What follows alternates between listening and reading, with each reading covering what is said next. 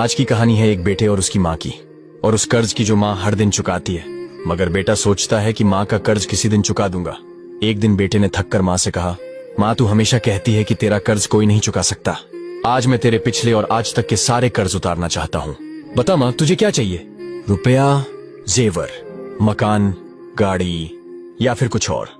माँ ने मुस्कुराकर कहा, बेटा अगर तू सच में मेरा कर्ज उतारना चाहता है तो बस आज की रात मेरे पास मेरे कमरे में सो जा। बस एक रात की बात है बेटा।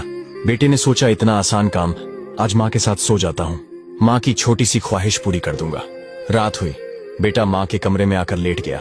थोड़ी ही देर हुई थी कि माँ की आवाज आई, बेटा प्यास लगी है, एक गिलास पानी पिला दे। बेटा उठा, पानी लाया। माँ ने पानी पिया, फिर वही गिलास धीरे से बेटे के बिस्तर पर गिरा दिया। बेटा चौंका और बोला, माँ ये क्या किया? बिस्तर पूरा भीग गया, अब मैं कहाँ सोऊंगा? माँ ने धीमे से कहा, माफ कर बेटा, गलती से गिर गया, बस एक रात की ही तो बात है। बेटा गीले बिस्तर पर जैसे तैसे लेट गया।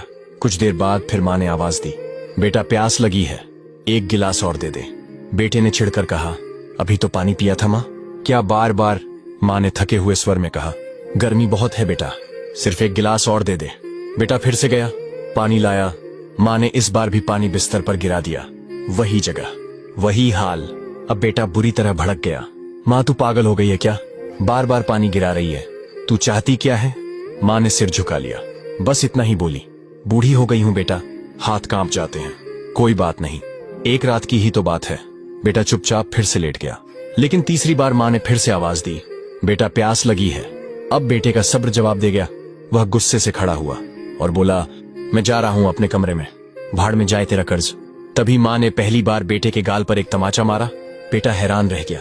माँ ने रोते हुए कहा, एक रात में 2 बार तेरा बिस्तर गीला हो गया तो तू मुझसे भाग रहा है। जब तू छोटा था तू हर रात बिस्तर गीला करता था, कभी पेशाब करता था, कभी उल्टी करता था, कभी दस्त। मैं खुद गीले में लेटती थी, तुझे सूखे हिस्से में सुलाती थी, तेरे बुखार में पूरी रात गोदी में उठाकर आंगन में चलती रहती थी ताकि तू चैन से सो सके, तेरे बिस्तर को झूला बना देती थी। और अब तू कहता है कि मेरा कर्ज उतार देगा। बेटा एक जन्म क्या, 7 जन्म में भी माँ का कर्ज नहीं उतार सकता कोई। इतना सुनते ही बेटे की आंखों से आंसू बहने लगे। उसे समझ में आ गया कि माँ कोई बोझ नहीं होती, माँ तो भगवान का रूप होती है।